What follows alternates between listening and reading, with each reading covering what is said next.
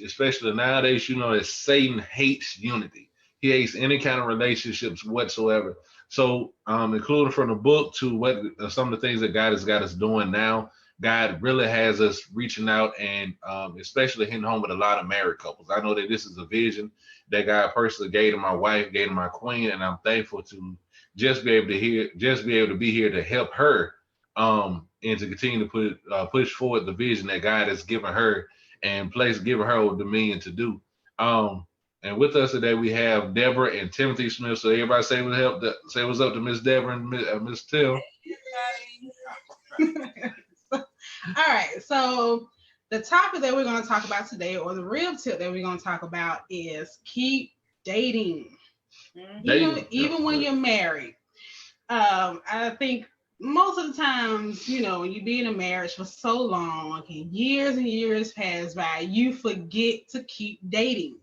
Mm-hmm. And I just really believe that if you keep that dating thing going, it keeps the fire burning. It keeps the love going. It keeps the emotions going. It continues to keep you close together, because to me, when we go out on dates, it sort of reminds us of when we first met. Like, hey, this is where it all started. You taking me to a restaurant, you buying me something, and we gazing in each other's eyes, and it just reminded us of how we met. Mm-hmm. So now, with that, how did you all meet? How did you two meet? You want me to go first? Yeah, go ahead. Actually, we go a little ways back. Our parents knew each other before we even met. His mom and my mom worked as nurses at a nursing home for years. Oh, cool. Now, my dad knew his dad from way back when, so our parents already, Lower Alabama. Lower Alabama, what they call it. So, I remember seeing him like when we were teenagers. They had a skating rink called Skate Haven where everybody used to go. I remember it. And I remember he's coming there. He's come right on that red Ascot motorcycle that he had. And he would have his little stereo playing, and he would come in. He ride, and me and my friends would be in the car, and he would come riding past, and everybody would be in that line trying to get in the skating rink. And I'm like, she said, "Oh my God, there go your friend." And I'm like, "I see him." And then we would get in the skating rink, and he would be skating and stuff. And I was like, "Oh, he is so cute." She said, "You just get on my nerves. Just go talk to him." Which, when you see somebody with a group of people and they're girls, you automatically assume that might be his girlfriend. I was like, "No, because I don't want to get any mess started." And that probably is his girlfriend, that he's hanging with. So no. So and it was my and it ended up being his half sister. He told me later on, but I thought it was his girlfriend. So I think God has like a certain time and place for you to meet, because back then we used to sit around and talk about, well, what if we met, started talking back then. He said, well, I probably would have screwed it up. Probably. I would have ruined it. I'd have shot that down quick for myself. Fast forwarded to then, like when we met, I already had my daughter Keisha, and we end up meeting at all places at the club used to be called Top Flight then. And when we tell people that, they were like, "Really, at a club?" I said, "The last place you would think somebody would hook up, Well, I was, but how you get back out there." So I remember I couldn't wait to get 21. I said, "I can't wait to get 21. So I'm old enough to get in the club. I can't wait." Then once I got there, and I'm like, I waited all 21 years for this? Because you will see the same people that every Friday Saturday doing the same thing over and over again. I say, Lord, I remember when my sister was talking to me about God, like when I was a teenager. She said, if you got to be specific and tell God what you want, pray about it, and He'll give you what you want. Yeah. Yep. I was like, okay. So then when I got 21, started to be able to go to the club, I said, Lord, I don't even know what I'm doing up in here. I said, I know one thing. I said, I'm tired of this. I went for a while, and I was like, I just want to find that one person, right, that I can grow with, raise my daughter with, or love me, unconditionally, and all of that. Yeah. And so one night we just happened. He said the couple of nights I did come, he used to see me up there, but he never would say anything. He said I would just stay up there and just watch. He said just look. I've never been a dancer, so I would go because my roommates would encourage me to go. A lot of times I would sit at home by myself and they couldn't stand it. You know, you're always at home by yourself like an old man. Yeah. 19, 20 years old, but it had lost its appeal. I would just stay at home. I got you. I understand that. I think let me say something real quick. So you know, some people may say, well, you know, God put a relationship together in a club. You know, you would think that, you know, God can bring two people together anywhere, any place. Exactly. And you wouldn't think that God would actually do something within a club. But you know, God works in ways that we can't understand sometimes. Yep. You know I hear a lot of women say, well, I'm not gonna meet nobody in the church because everybody bash the church. But you never know what God may do to allow two people to cross paths, and you know those two people end up being who God put together. Yep. You know, because I know we met on Facebook. A lot of people are surprised about that. I've always said, like, I'm not getting on social media to meet nobody because people are crazy. But he kept seeing my picture popping up on Facebook. And all of a sudden, he added me as a friend. Make a long story short, God began to show us visions that we were supposed to be married. So it's amazing how God would take things that our natural minds can't understand and bring two people together. And you know, it just amazes me how God do things. Yeah, I think it is amazing. Even back then, with you showing with you showing that level of maturity and understand, like, I'm happy I didn't get with you back then because I would have screwed some things up. I told Sheena that same thing. So I know, because I guess because as guys, we know how we were coming up and being, you know, getting older. And so you think back on, you like, man, like, dog, I really did some crazy stuff. And I hurt a lot of people, and it makes you more grateful that I didn't meet you back then when I was in my immature stage, because I would have screwed up a good thing. Yeah. So that, you know, even I commend you for that. And a lot of people don't realize this. Sometimes it takes guys a while. But when a guy finds that special woman, like, he's not going to do anything crazy. He want to make sure that he's together first, but so that when he do get with her, that he's in the right place, in the right state of mind where he won't screw that up. Right. Like, guys know that. I don't think a lot of people realize that. So how often do you guys date? Do y'all like set aside, like, do y'all set a plan, like, hey, we gonna date once a week or once every 2 weeks? Like, how do y'all do that in y'all marriage? It's just like whenever the moon hits, like, you know, we always, why don't we just go out and, you know, we'll go out, eat, let's go out and get some appetizers and just go hang out. He said, well, he'll come home from cutting grass and he goes, I'm gonna take my baby out on a date. Come on, Mom, where you want to go eat? And I was like, well, I don't know. Because I just said, why don't you pick a place? He said, well, I can eat. Go watch TV. I said, so. So I'm like, we're keeping grandchildren tonight. I'm like, you know, he said, well, I can eat anything. I said, but you let me pick all the time. Pick something. He's like, it don't matter, baby, just as long as we go somewhere. So right. As long as y'all go somewhere. And it don't necessarily have to be a restaurant either. It can be taking a walk in the park. Yeah. It can be setting up your own little date space within your home. It can be a picnic or something. It don't necessarily have to be a restaurant. We know we just being married, you just have to make sure you are setting aside those special times to be with each other, to make sure, you know, you don't lose that love and that interest for each other, even after being married for so long. And our favorite thing is, if we're not here doing something, our favorite is a getaway. Yeah. We'll just get up, we'll plan something, just leave town. And my daughter, she'll bug us, well, where we go? I was like, girl, we grown. I have to tell you where I'm going. We'll get back, and we just go. And then, like, when we go down to Florida, down to the beach, and then people ask me, well, did you go to the beach? I was like, no, girl, we went fishing. They're like, fishing? I'm like, yeah. And that trips people out. I was like, I love to fish. I go to the beach, but I'm like, hey, we're going to get on the boat and go out there and go fishing. He's like, whatever you want to do. And we get it. I'm be just as happy out there in the water fishing and stuff. But, people are like, and just like I like football.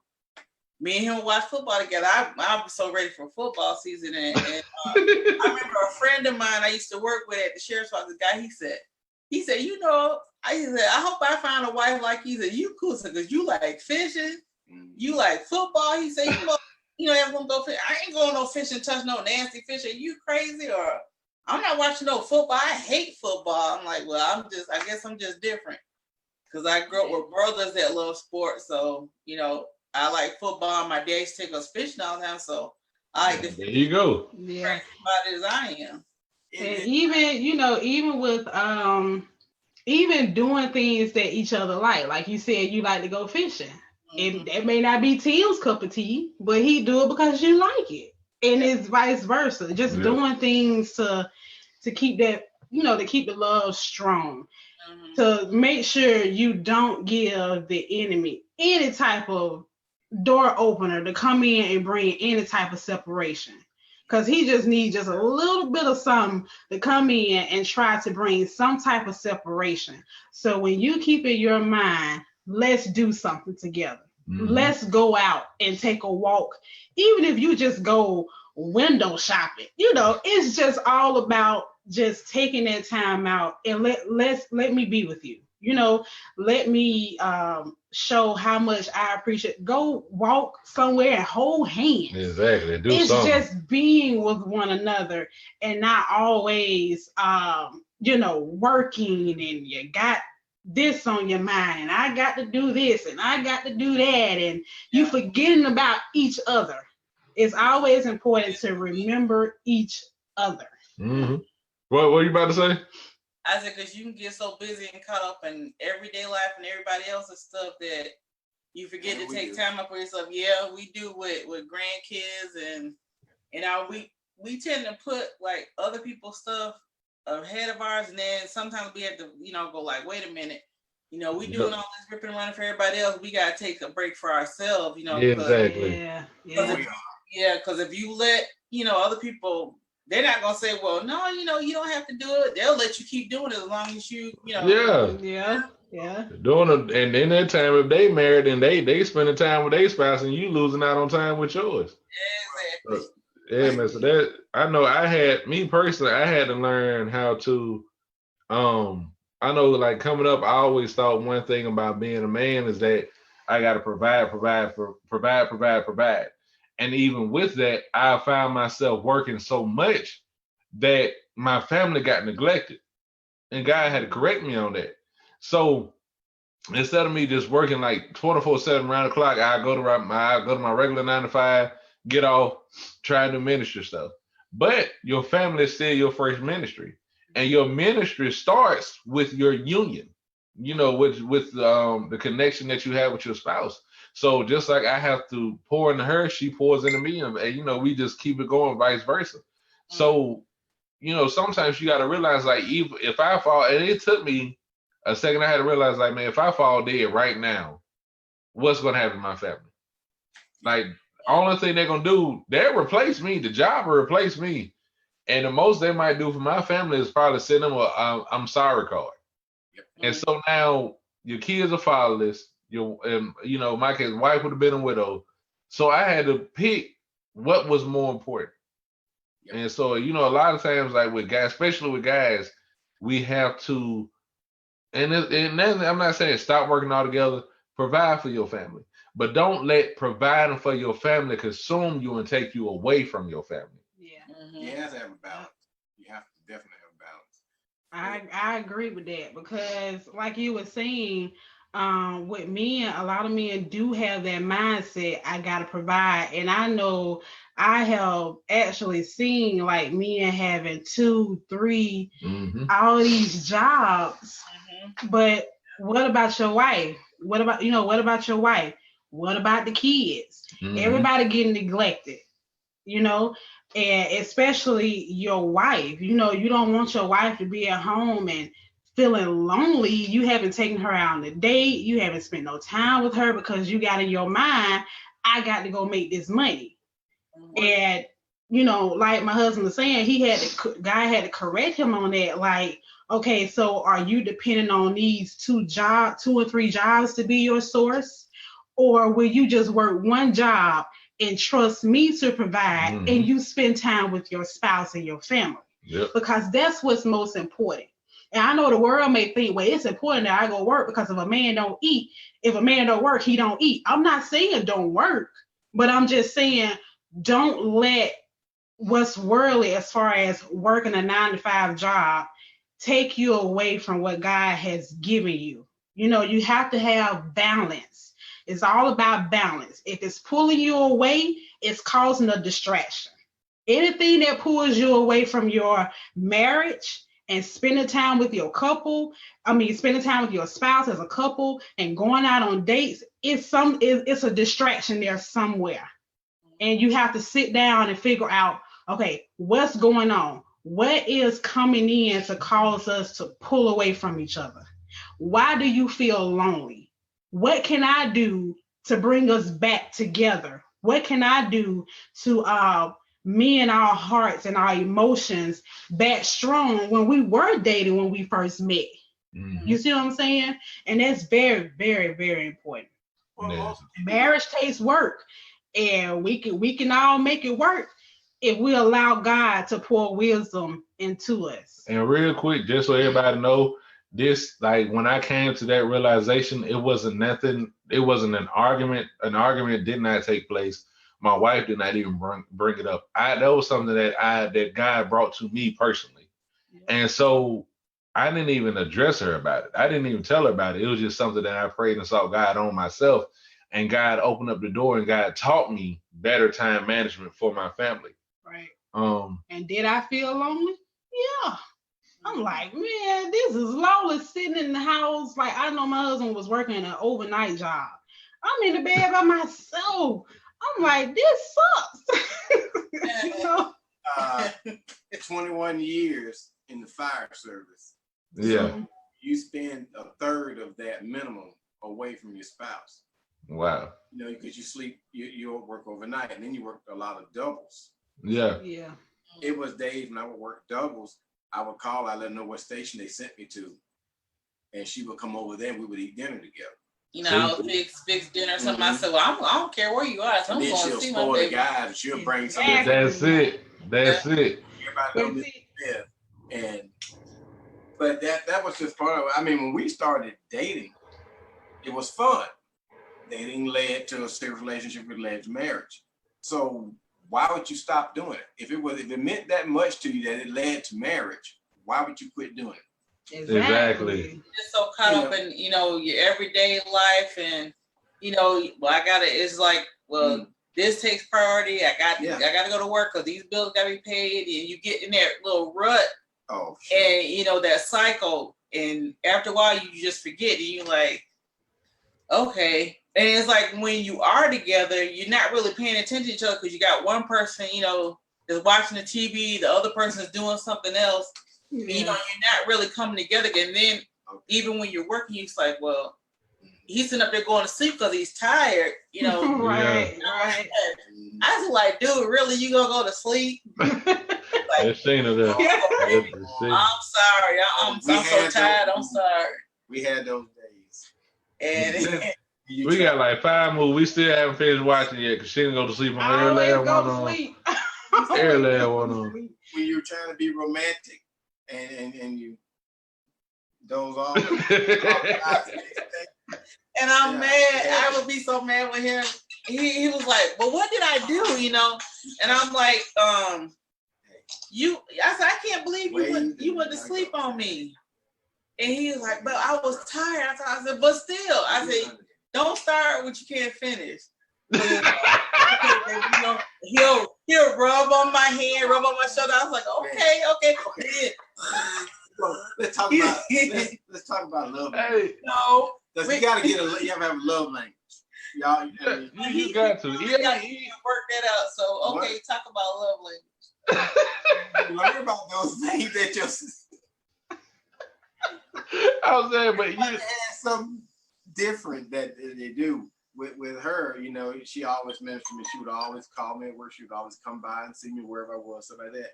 And one of the things that she bragged to a few of her friends about is that she always gets foot rubs. That's one thing we've already done since we were dating. I'd always rub her feet at night, make her comfortable, make her happy. And yeah. her foot massages for 20 years. Wow.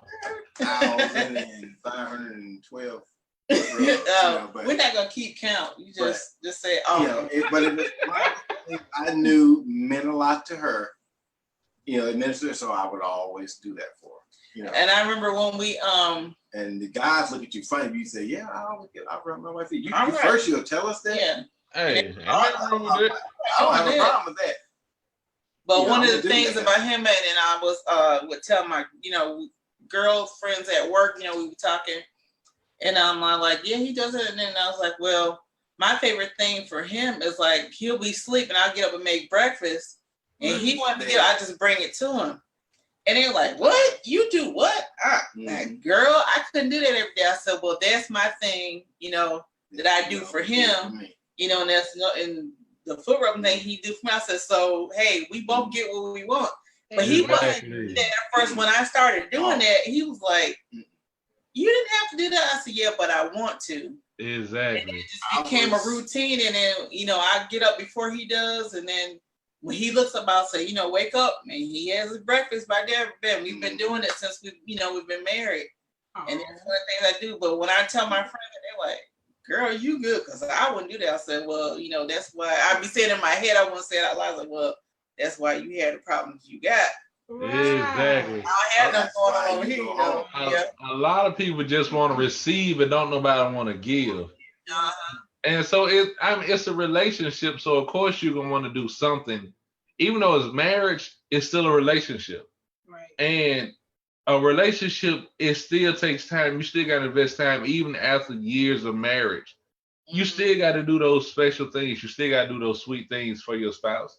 And I think a lot of times after being married for so long, a lot of people tend to fall in routine and to do the same thing. All right, I'm getting up. I got to do this today.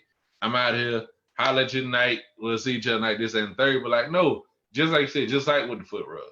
Right. Just like with the breakfast in bed. Yeah. And sometimes it's not even that. Sometimes just saying something kind, something sweet to your spouse, just to let them know, like, hey, I appreciate you and I appreciate all that you do. And I appreciate you on a daily basis, this, that, and the third. So I know I try my best to tell Sheena that as much as possible and as much as I can remember, to tell her, like, I appreciate her.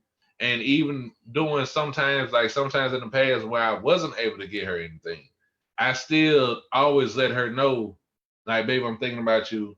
I'm trying this, that, and third. But I never want my wife to feel unappreciated for anything that she has ever done. Mm-hmm. And so with that, I'm still investing into our relationship. Right. And so that's still keeping the marriage strong, still keeping the marriage going, and still pushing forward with everything that God has given us in the ministry. One last point. One last point before I let you guys give your testimony. We had a comment. Somebody said, a young lady, Clarissa Harper, said that she said that's her, when we were talking about the job situation, she said her situation right now is that she's the main provider and she worked from 9:45 to 9 a.m. Wow. So that's 12 hours. That's some tough hours. Them some tough hours. And I know I can only speak from a male perspective, but I know sometimes, I don't know, like his situation, if he's not working by choice or if he's not working by force, I don't know the situation. But I know a lot of times, man, in that type of situation where your wife is being the main provider, being the breadwinner, sometimes it can be a punch to your ego. men like us, like whether we realize or not, every man has an ego.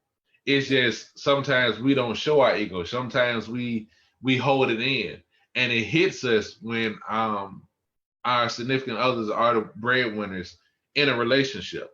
So, but even with that, if you find yourself in a situation where your wife is a breadwinner, do your part at home to make things a little bit more easy.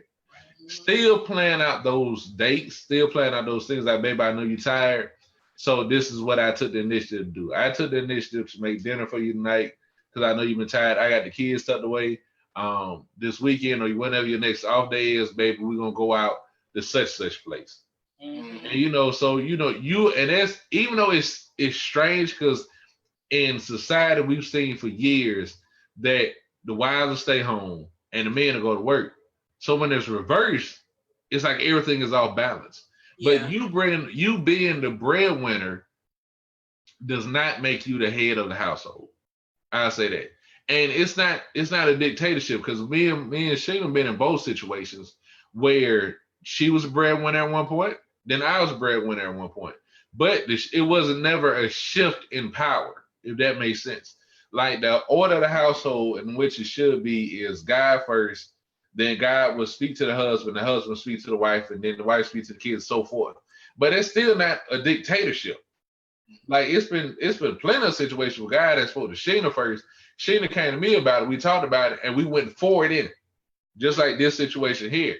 This is not a vision that God gave me, but I'm still willing to help my wife.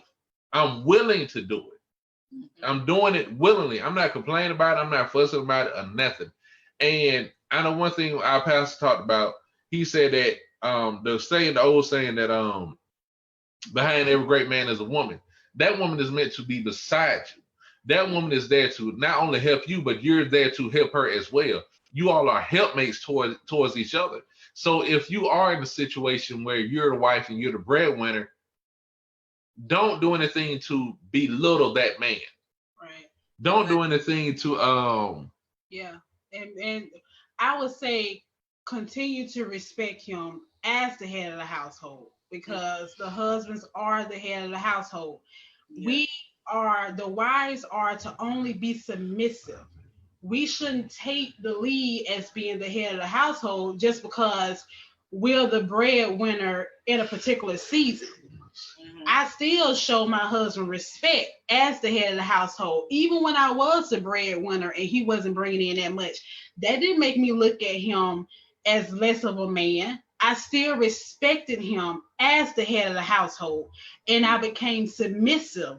Whatever he said, what God said, do this. I became submissive. Okay, baby, I'm following you because that's what God gave you to do. And that's when wives become submissive. It's all about respect. It's all about respect. If you want respect, you got to give it. So, you the breadwinner, but make sure you still respecting him as your husband. And so she commented back and said he works, but the baby would need someone to take care of him during the day when he gets out of the NICU. So he works at night, but her schedule is more mandatory. She said, thank us for bringing that up. She said she do tend to be a leader. And sometimes, even though it's tiring, men require, I guess you could say in a natural standpoint, like our egos to be stroked. But not just that constant reminder of, I know it doesn't bother us for me, and I can speak for myself. If an outside woman says something, oh, you less a man, you weak, you this, that, and third, we really don't give a flip.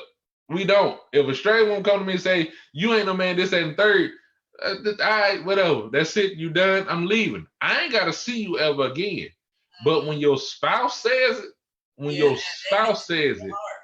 that junk tear you up on the inside and you can't focus. So especially if you are the breadwinner. Well, see, that's when it comes into play when the Bible says a woman can either build her house up or tear it down. Mm-hmm. So for some reason, like women words to our husband, them got power. That mug got power. That junk hurt, man. That junk can hurt or build you away. Our words are so powerful to our husband. Baby, you strong. You a strong man, baby. You got it. You know what I'm saying? You don't feel like you can do anything there. Right. And see, we women have to build ourselves up. Lord, what can I say to my husband to make him feel like the head of the household still, even though I'm the breadwinner, even though I'm bringing in most of the money? What can I tell my husband to make him still feel as the head of the household and still make him feel like whatever decision he made, I'm going to be submissive as the wife? So we really have to watch the words that we say. Yeah, she said it's hard because she was a single parent for years. So now with you going from being a single parent to being a married parent, a lot of times, especially with single moms, like I was raised by a single mom. So a lot of times with you used to being in control and telling your child what to do, and you being the only head, the only authority in the house, when you get married, it's like it's a shift. Yeah. And now you're shifting from leader to co-leader. And so now, well, basically it's shifting from leader to being submissive. And so now you gotta like humble yourself. Like, all right, I'm married now. I got this ring on my finger. I'm not the leader no more. And you have to change your mindset in this married thing because it takes work, and all the work begins up here. I gotta change my mindset. Okay, it ain't me no more. I ain't by myself. I got a ring on it now. So, It's us instead of just me. Right, right. It ain't you and the baby no more. It's you and your husband and that baby. So now your mindset got to change. I'm not single no more. And not just that. Now it's you got kids that are brought into the picture too. So now you got to watch how you act, because how you act is going to be how those kids treat that parent or treat that new parent that's in their life.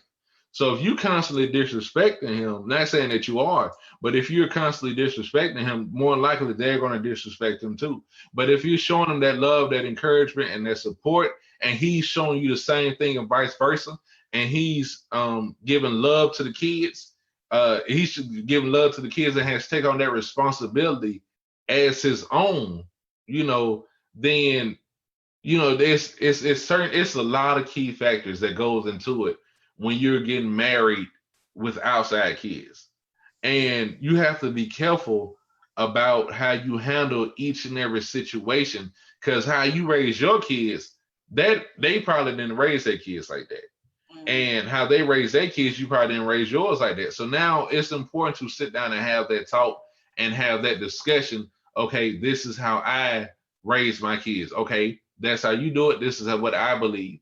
And you all come to a willing compromise that keeps peace in a marriage, and you all come to an agreement within the marriage that shows that communication, that shows that unity, that shows that oneness.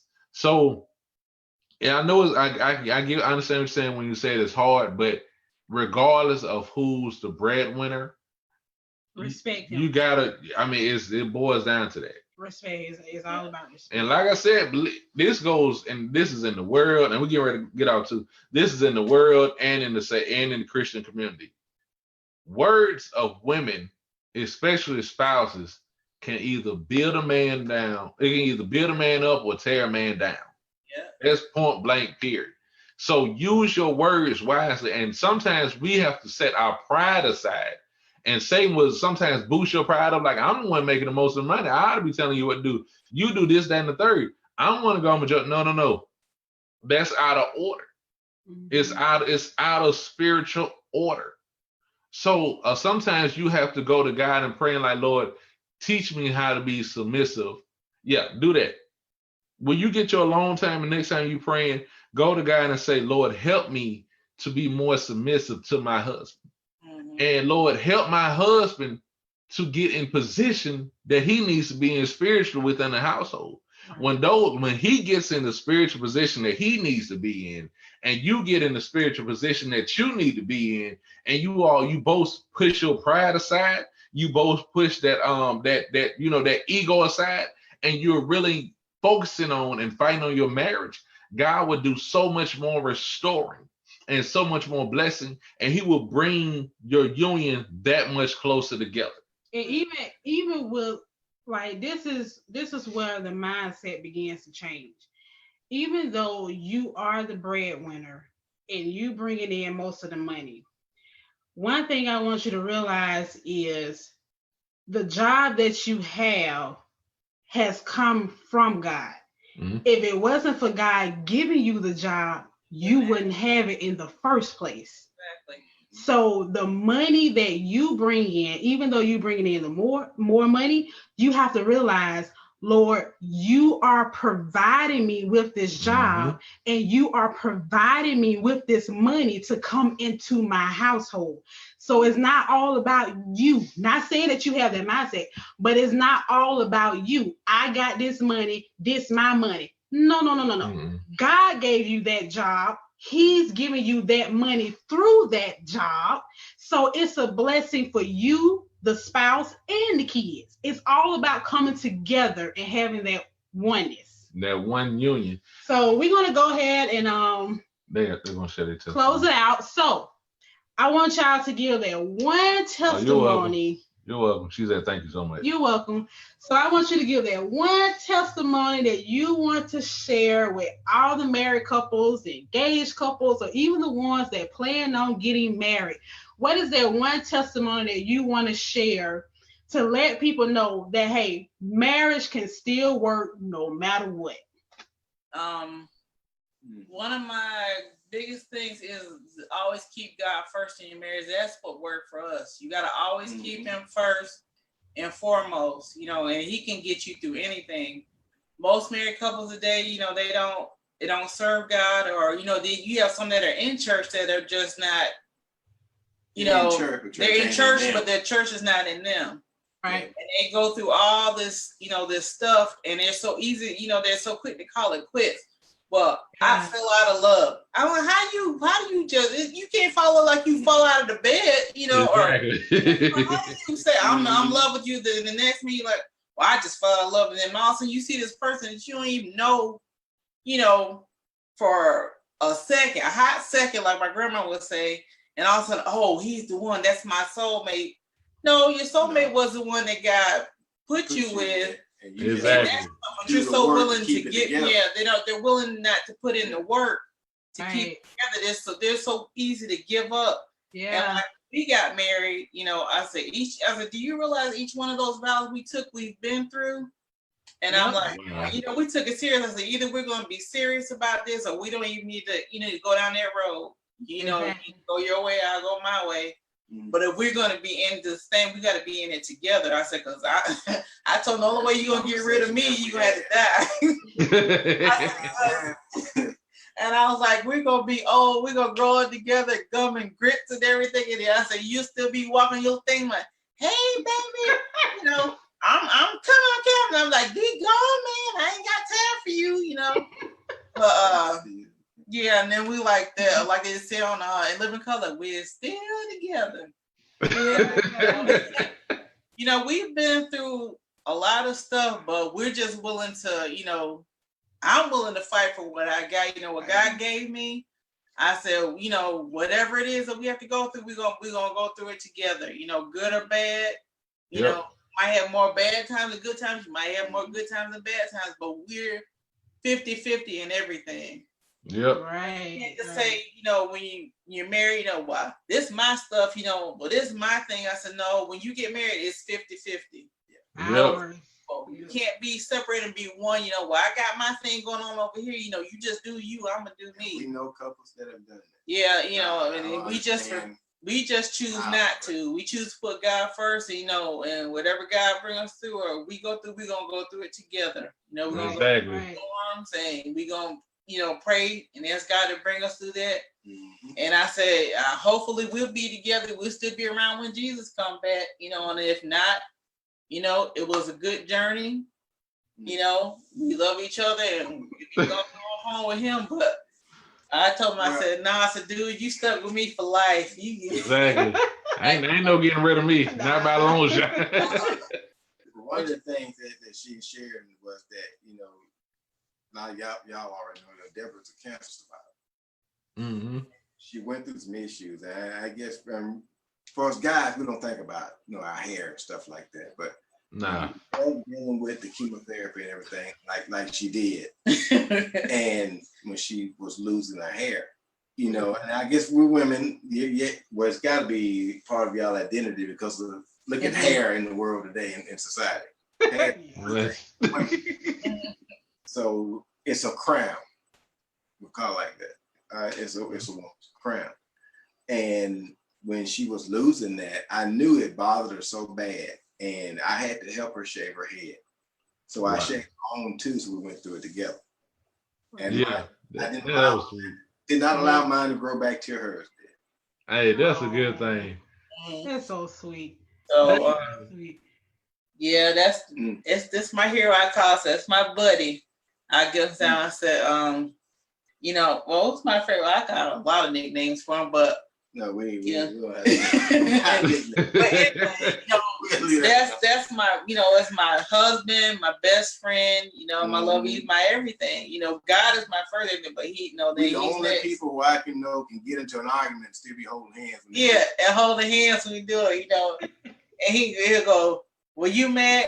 Yes, I am, because I don't like what you said, but he's still holding my hand. He'll go, just saying. That's us right there. Like, I don't want to hold your hand, but God dang it, give me. Another thing is, even if you have arguments and get mad, go ahead on and, get it out, say, well, talk it over and go on and put that on the bridge, instead of going to bed, man, say, well, I'm not speaking to you, don't go speak, you walk around the same house and you're not even saying anything because I don't like what you said. Well, I don't like what you said.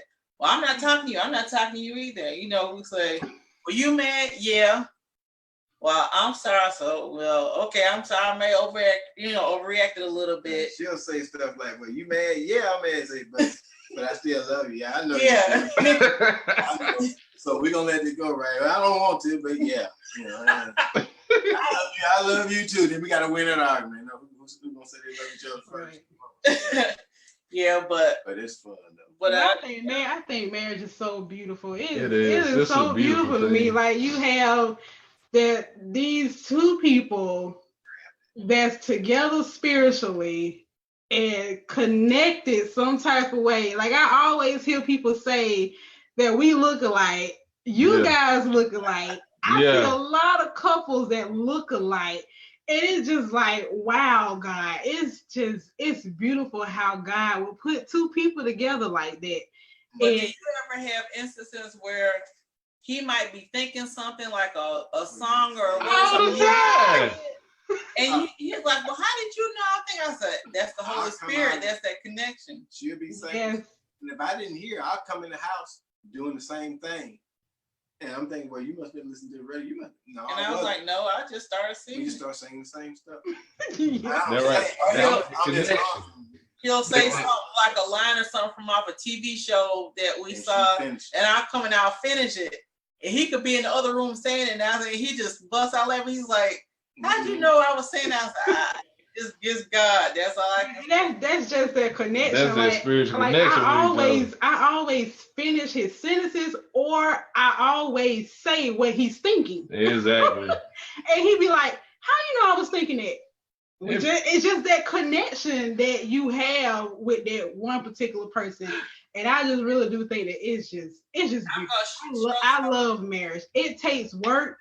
It takes fighting in the spirit. Speaking the word, it takes prayer. But it's definitely worth it, though. But it's worth it, though. It is definitely worth it. It's worth it. Like, your marriage gonna get attacked, whether they get attacked financially, it's gonna get attacked emotionally, it's gonna get attacked physically.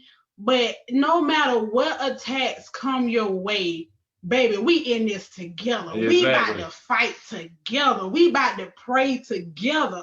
We about to fast together. We gonna do this thing together. Exactly. Because one thing that I always had in my mind was that I'm not gonna ever let anybody or anything take away from me that what God has given me. You darn shit. I had that deep down in my heart. Oh no. Oh no, Deborah. You want to throw stones? Oh, we about to fight. Come on, baby. It's time to pray. Wow. And we going in. We praying. We seeking God. We speaking into. I mean, we going hard. Warning. We warring hard because you not about to come in and destroy what God has given me. And don't let a person.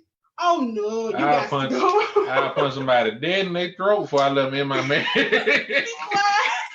Full throat shot right in the jaw. Right in the jaw. I'm like, no, buddy. If a person come in and want to destroy, you got to get gone. I don't care if it's family. I don't care if it's a friend. You got to go. It don't matter. You got to go. So we're going to go in this live, guys. Thank you so much for tuning in. If you guys want to get a book, The Real Tips, this is volume 1. I have volume 2 on the way. So if you guys want to order a book, inbox me and I will ship you a book. Oh, and a workbook.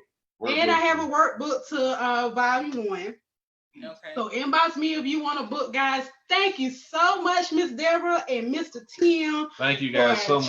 We greatly appreciate it. And talking about marriage. One thing, right? One quick, thing. 10 seconds. Now, when we met, we had this picture taken, and I remember when he asked me for my phone number, he kept the phone number all year. So when we were dating, he kept my actual phone number and everything. Oh man! The day when you had to write it down. Yeah, he kept his phone number down. We put it in thing with our picture when we started dating. So I was like, people just said he kept your phone number. I said, yeah, baby, he knew what he had. Exactly. He said, I had never met anybody like you. I said, you never will. There's only one me. You got the best. So hey. So thank y'all again. Bye, y'all. We logging off. Love you too. I love y'all. All right, bye-bye.